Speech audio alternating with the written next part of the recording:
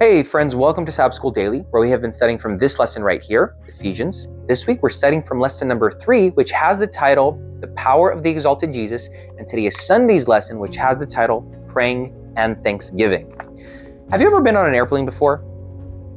I grew up in Brazil. Actually, I was born in the United States, but my parents are Brazilian. I lived in the U.S. until I was about 11 years old, U.S. and Canada. My father's a pastor. We traveled around quite a bit. But we moved back to Brazil when I was 11. And so, coming and going, visiting family, vacation, all that stuff, we traveled around a lot. And one of the realities of being in an airplane is turbulence. That happens quite a bit, actually, and it's quite scary.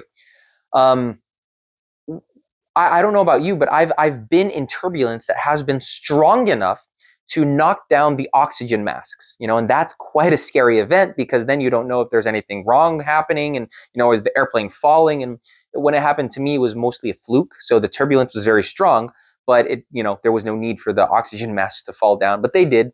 And it was very scary. But that reminds me of a very powerful illustration when it comes to the life of prayer. You see, when it comes to airplanes and oxygen masks, those oxygen masks, they are like a last resort emergency situation, right? You need the oxygen. You're going to run out of oxygen. That's why the masks fall down and you put them around your head and all that stuff. So in that case, oxygen or these oxygen masks, they're seen as a last resort kind of thing. A lot of people treat prayer that way. Prayer becomes a method of last resort, something that they'll do after they've done everything else. Have you ever heard someone say, I've done everything I can do. Now the only thing that I can do is pray? Perhaps you yourself have said something like that before. I know that I have. But the reality is that it's a very sad thing when we relegate prayer to that kind of emergency situation. When prayer becomes something that we only do in the most dire, moments and most dire circumstances. The truth is that in the Christian life, prayer is not comparable to the oxygen mask. Prayer is oxygen itself. You need it to survive. You need it to live in all moments, not only on the airplane, but in the day-to-day, you need oxygen. Prayer is that oxygen. It is the breath of the Christian experience. As we go our day-to-day, as we live, praying is essential. The sad reality is that for many people, prayer is a very sad and somber experience. It's a very embarrassing experience for some people. I'll never really understand that. As a pastor, I give Bible studies, I teach Sabbath schools, I preach a lot, and sometimes I invite people to pray. And in many occasions, it's like people are embarrassed to pray. They don't want to do it in public. They don't want to, but they'll speak to their friends in public and their family in public. I understand that sometimes praying in front of a large crowd of people is uncomfortable, but at the same time, to me, it's speaking to your best friend, is it not? So to me, sometimes it's sad how we treat prayer. Again, I understand the aspect of public speaking and all that stuff. It's awkward, and some people are shy. But there's the other side of it, right? Where speaking to our best friend, I shouldn't be embarrassed or embarrassed to speak to my best friend, who is God, right? So it's very sad what prayer is in the life of many people, where it's kind of like this somber, doleful, as the lesson puts it, experience, where prayer in the Bible is revealed as primarily a method of thanksgiving. One of the most recurrent orders of God in the Bible is to give thanks. And God doesn't tell us to do that because he craves our thanksgiving because we help him when we do it. No, it's because it's a blessing to us when we realize that God is the great provider, that he loves us, and that every good gift comes from paternal, caring hands. It helps us calm down, forget and lose our anxiety, and understand that God is in control, and he is always in control. So praying and giving thanksgiving, living in an attitude of gratitude, is one of the great secrets of Christian life. Don't you think that it's incredible that throughout the New Testament, you see the Apostle Paul and the other apostles going through the worst experiences you could imagine, going through stonings and martyrdom, shipwrecks and persecution, and yet you don't really see these apostles anywhere victimizing themselves and complaining about life and going about all, mopey, dopey, lamenting their reality. No, these are men that you see constantly thanking God. Here in the lesson today, we see Paul thanking God. He's telling the Ephesians that he thanks them daily. He thanks God daily for who they are, for their love, for their kindness. So this is a man that is used to the experience of thanksgiving. So much so that in 1 Thessalonians chapter 5 verse 17, in one of the smallest verses in the Bible, you find the apostle saying, pray without ceasing. Now think about that. Pray without ceasing. What does that even mean? Don't I have to do other things? Don't I have to, eat and take a shower and go to work and study and sleep? How is it possible to pray without ceasing, praying all the time, 24/7, 365?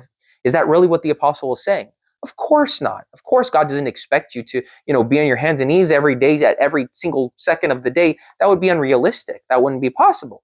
What God is saying here, what the apostle is revealing, is that we should be in a spirit of connection to heaven.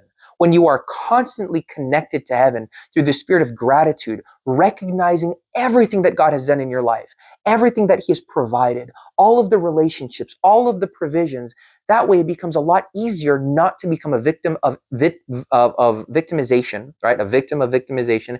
And it helps you be a beacon of light in a dark world. Think about it. In a world where a whole bunch of bad things already happen and horrible events already happen and atrocities happen, what everyone expects is for you to be all mopey, dopey, and sad. And, no one is expecting you to praise God in the midst of horror.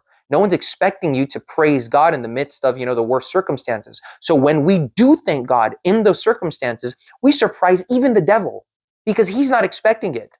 Friends, praise, thankfulness, gratitude, it is a superpower for Christians because it removes us from the situation that we're in and it places us in an atmosphere, in an environment of spiritual provisions. We recognize who God is in our life.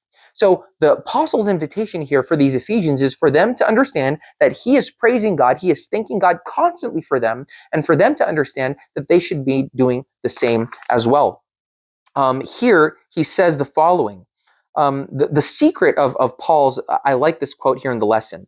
Paul's transforming secret for prayer is the key of praise and thanksgiving. And here he says, Paul also says that he does not cease to give thanks for you, making mention of you in my prayers. That's in Ephesians 1:16. So he does not cease to give thanks for you. And so here he's putting into practice what he preaches in 1 Thessalonians chapter 5, verse 17, praying without ceasing. So did you catch that point where he says that prayer is the key of praise and thanksgiving? Now, the big question that I have for you is, do you understand the difference between praise and thanksgiving? For a lot of people, these are interchangeable aspects of prayer or of the Christian life, and they're not. These are different things. When you praise God, you are recognizing him for who he is, his attributes. You praise God. You say, Lord, I praise you for being a God of love, a sovereign God. I praise you for being a God of power. I praise you for being a God of mercy and forgiveness. You're recognizing his attributes, his qualities. You are you're praising God for who he is. You are recognizing his person. When you thank God, you're thanking him for the consequences of his attributes. So let's say that you praise God because he's a protecting God. He is the great protector, right? Why? Because in that day, God delivered you from a car accident. And so you're thanking him for something that his personality, his nature has done for you. I praise you, Lord, because you are a protective God. And today I thank you because you protected me from this situation. I thank you for your provision. You gave me this house. Lord, thank you for being a provider. So you see that these are these two aspects of praise, of worship, not praise, of worship. They complement each other. They come together, but they are different. Praise, you recognize God for his attributes. Thanksgiving, you thank him for what his attributes have done in your life. Right? So I hope that was a little bit of insight that could have helped you out in your life of worship to God. We live and we learn every day, and I hope that you study your lesson. This is a great and beautiful lesson this week where there are many aspects of God's or attributes of God's nature for us to learn and dive deep into worship of him. Don't forget to study it, look up the verses, write down your answers, write down your thoughts. I'm sure that will help cement the information in your mind. Also, please remember to like, to share, and to subscribe to our videos. We release one every day, and I hope to see you again here tomorrow for another Sabbath School Daily.